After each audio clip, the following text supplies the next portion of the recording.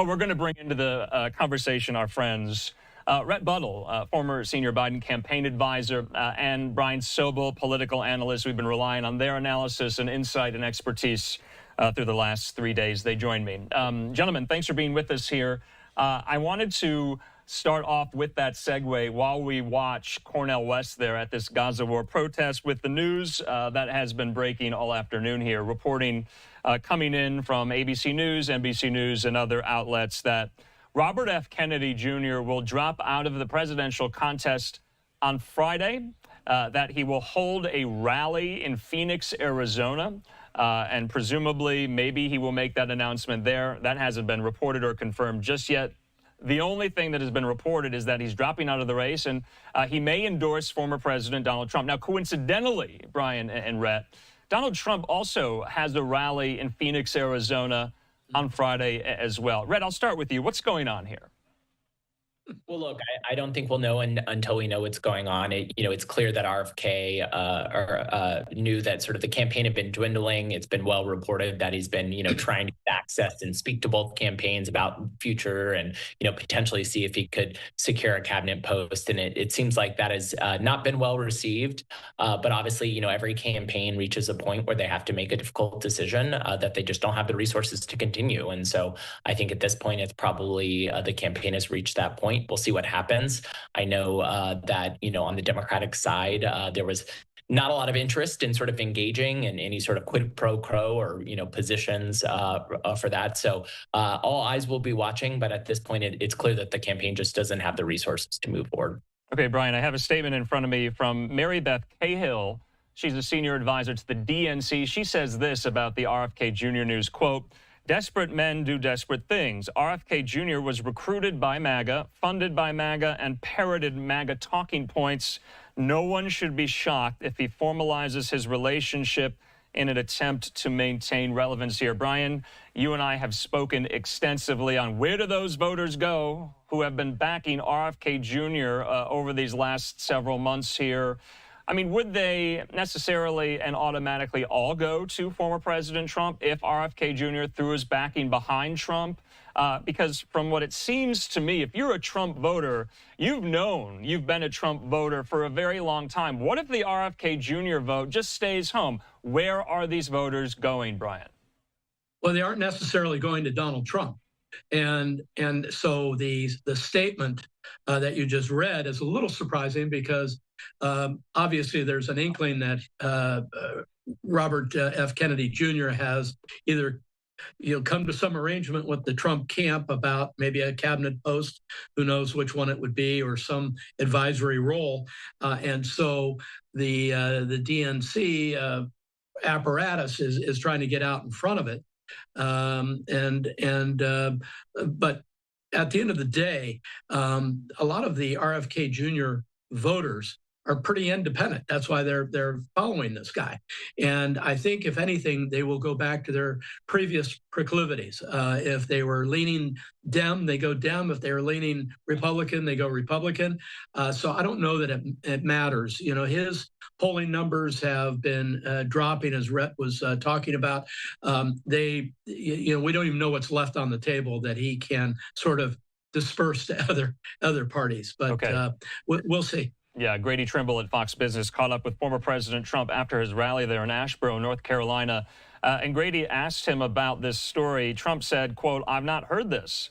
What are you telling me? I mean, if he endorsed me, would I be honored by that?" Trump said, absolutely, there to Grady Trimble. We know last week, Brian, you and I talked about it. There was this pretty big bombshell report in the Washington Post that RFK Jr. campaign officials had reached out and sought out a meeting with Harris campaign officials for a potential endorsement or cabinet position, say the Harris-Walz ticket won here.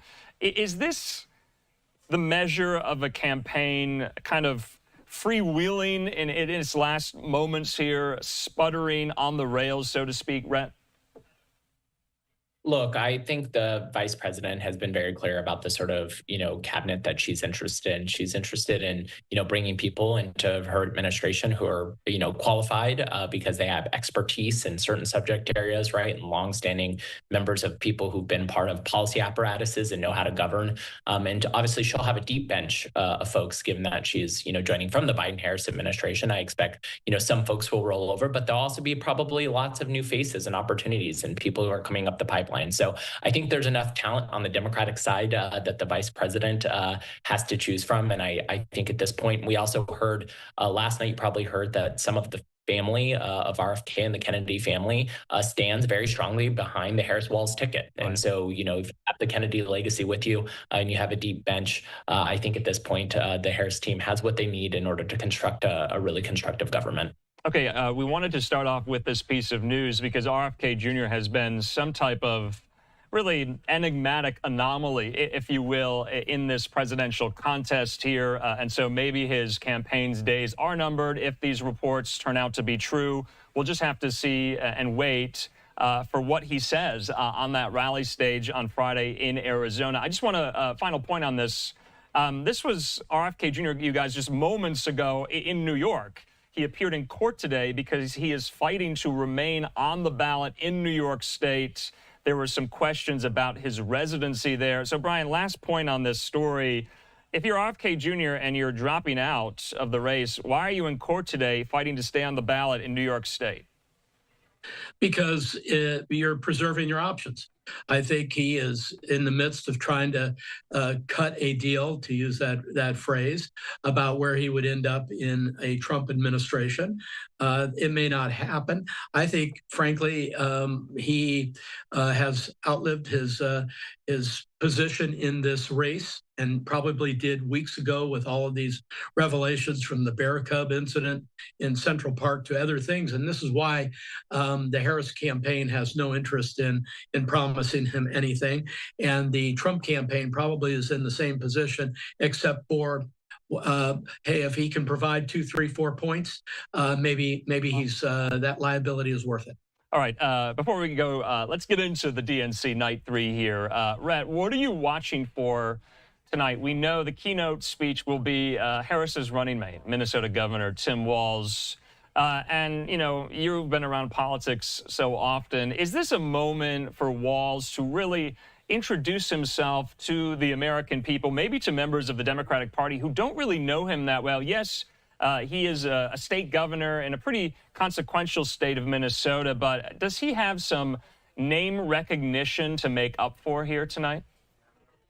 Well, look, first of all, I'll just say last night was electric. We heard from President Obama and former First Lady Michelle Obama, and the feeling in the room in the arena was just so alive and really unified and bringing this party together, and provided such a contrast about the other side of the ticket. But what a great opportunity for the country tonight to meet Governor Walz, who is a very successful governor, who has an amazing track record of legislative accomplishments.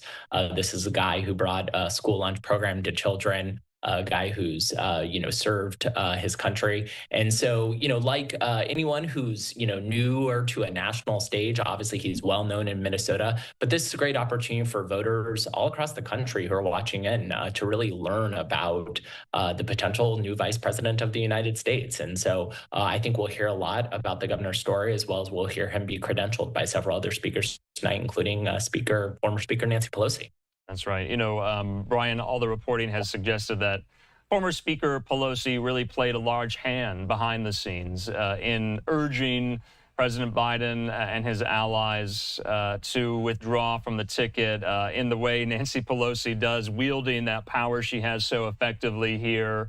And when she takes the stage tonight, will that be on the top of your mind, how she was, I don't want to give her too much credit here, but many are saying one of the main orchestrators of how all of this went down at the DNC?